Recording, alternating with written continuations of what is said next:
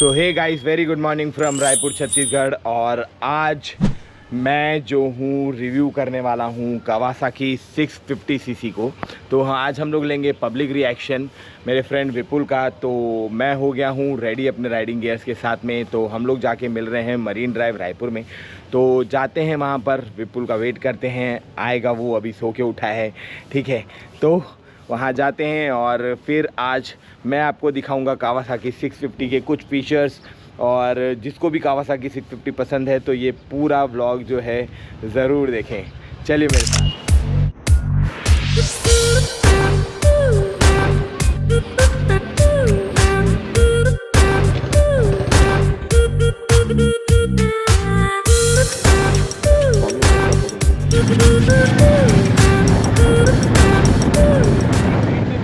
मैं पहुंच गया हूं मरीन ड्राइव और जो विपुल भाई हैं वो भी पहुंच गए हमारे साथ में मरीन ड्राइव।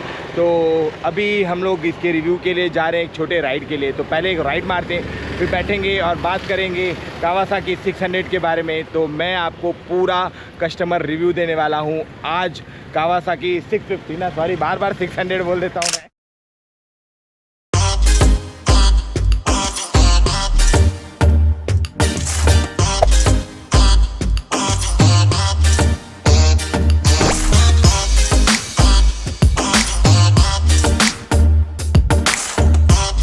हेलो गाइस, हर हर महादेव, वेलकम है आपका मेरे चैनल पे। और आज हम आपके लिए लेकर आए हैं कावासाकी 650 सीसी।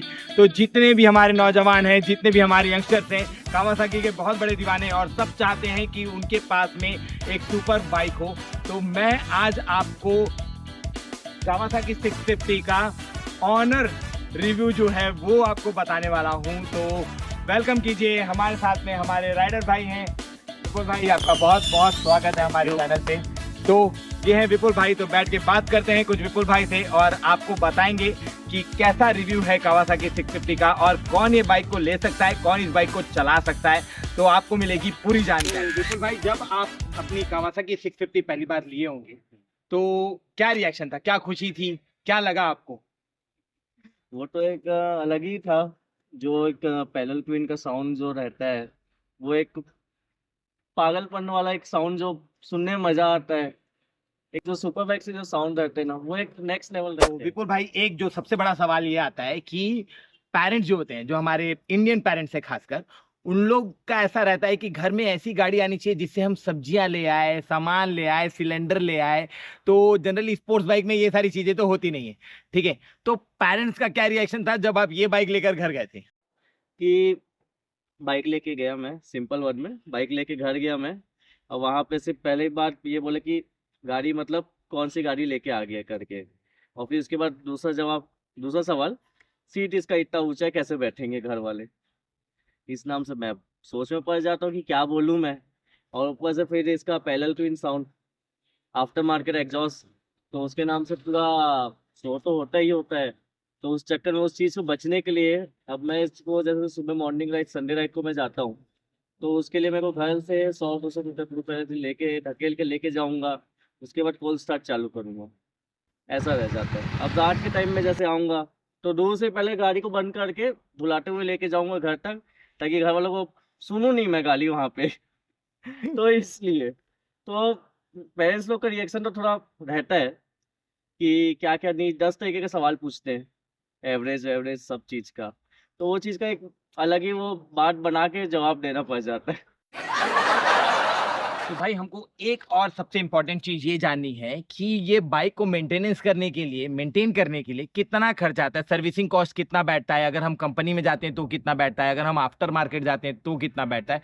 इसका डिटेल दो ताकि अगर कोई भी सुपर बाइक ले तो उसको पता रहे कि बाइक लेने के बाद के जो खर्चे हैं वो उस चीज को मेंटेन कर पाएगा कि नहीं कर पाएगा। इस बाइक को सर्विस कॉस्ट तो अब डिपेंड करता है कि आप कहाँ पे करवा रहे हो। अभी इस बाइक का सर्विस तो मैं खुद ही कर लेता हूँ घर में। ऐसा है, तो मैं तो ज़्यादा ऐसा घर में सर्विस करता हूँ खुद से, सेल्फ सर्विस। तो सॉरी, एक बार रीटेक ले। तो मेरा तो ऐसा है कि कॉस्टिंग मतलब कि आ जाता है 6 6 साढ़े 6 हज़ार तक का कॉस्टिंग आ ही जाता है। क्योंकि इसमें ऐसा है कि 2.5 लीटर ऑयल डलता है, ऑयल फिल्टर, ब्रेक पैड्स, ये सब चीज़ मैं आफ्टर मार्केट यूज़ करता हूँ। जैसे कि मोटल का मैं ऑयल इसमें डलवाता हूँ मैं। और जैसे ऑयल फिल्टर वो मैं कावासाकी का ऑयल फिल्टर इसमें डालता हूँ। और रही बात तो ब्रेक पैड की, ब्रेक पैड मैं आफ्टर मार्केट का करता हूँ, तो वही 700 800 2000 के अंदर कुछ ब्रेक पैड से आ जाते हैं। आगे के 2000 के अंदर के और पीछे के 1000 रुपए के ब्रेक पैड्स आ जाते हैं।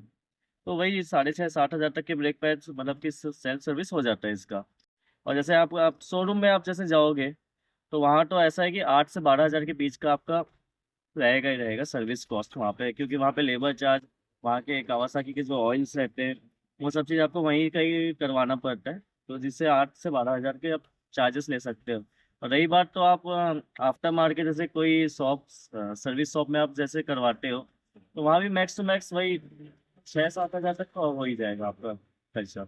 ये चीज़ तो है ही, क्योंकि वहाँ पे उन लोग अपना भी चार्ज जोड़ते ही जोड़ते सर्विस चार्ज का, और जो पार्ट्स लगते हैं ऑयल वॉयल जो डलता है वो चीज़ का भी लगेगा ही लगेगा आपको कॉस्टिंग। तो वो हो ही जाता है 60,000 तक तो मैक्स टू मैक्स आता ही है।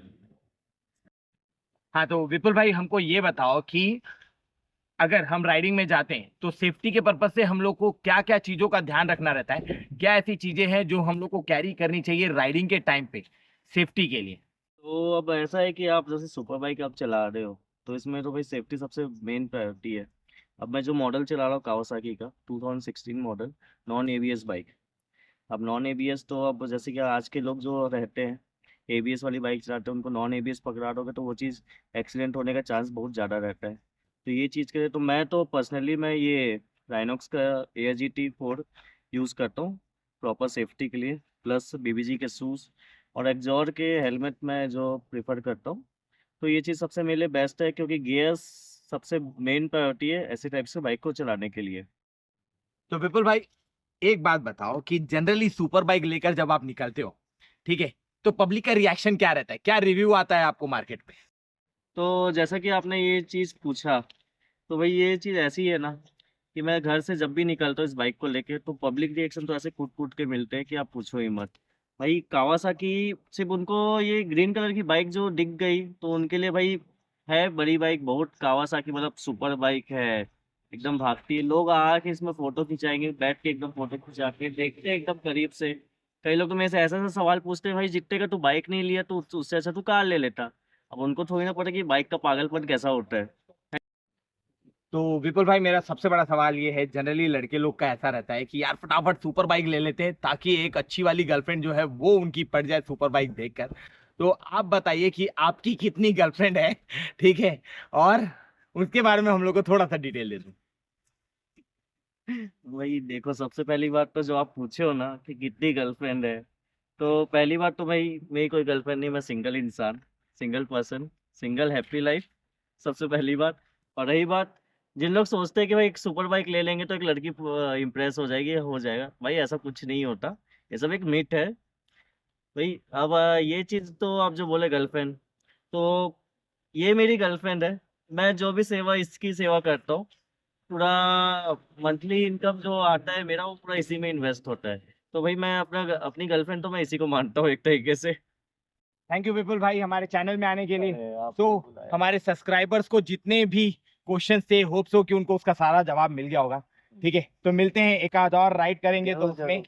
ठीक है, तो चलते हैं अभी अपने, और सारे सब्सक्राइबर्स को बाय।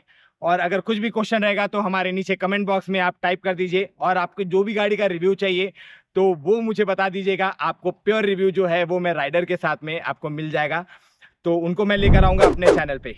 तब तक के लिए गुड बाय।